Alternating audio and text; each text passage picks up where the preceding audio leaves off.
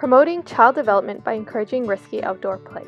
When your child, Adam, asks if he can go out to play with the neighborhood kids, you hesitate because there's a chance that Debbie's son will badly influence yours. You're scared that the kids might run into trouble because Debbie's son wanted to climb trees and swing from branches again. What if Adam falls and hits his head? Risky play is too risky, right? Why should we allow our children to play risky if we are easily able to shelter them?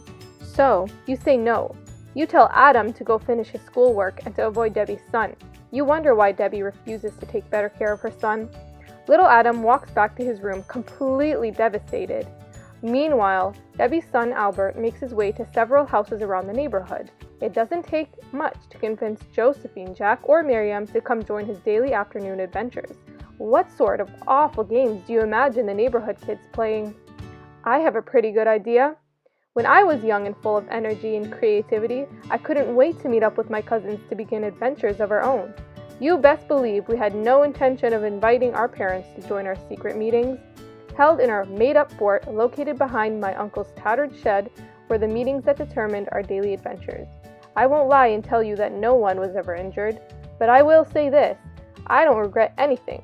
While I was out and about exploring and creating beautiful memories, little Adam was inside his room crying. The risk of injury is usually what deters parents from allowing their children the freedom of independent play. So why then does Mariana Brusoni, a researcher from UBC, and her colleagues encourage risk play in children?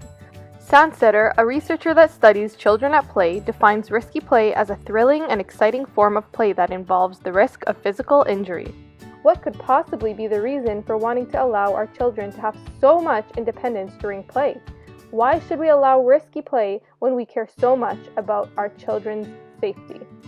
They found that risky play allowed children to evaluate challenging situations and come up with an action plan. Children are able to learn about risks and their own limits, all while improving their health. The most important feature of risky play, though, is its effect on children's physical activity levels. Brusoni's review article highlights several observational papers that found that risky play actually increased children's physical activity levels and the likelihood of daily outdoor play. In another study conducted by Brusoni and colleagues, the importance of our children's interaction with the natural environment is highlighted. A child's typical week should look something like this.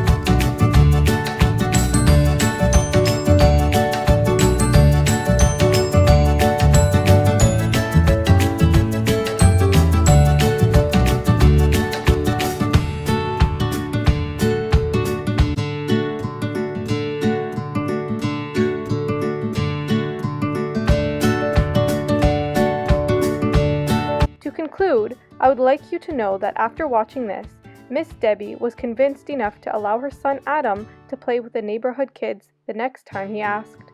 She knew that taking risks were essential for her child's health and development. Now it's your turn. How will you respond to your child when they ask to go out and play? Don't hesitate and just say yes. Thank you for watching.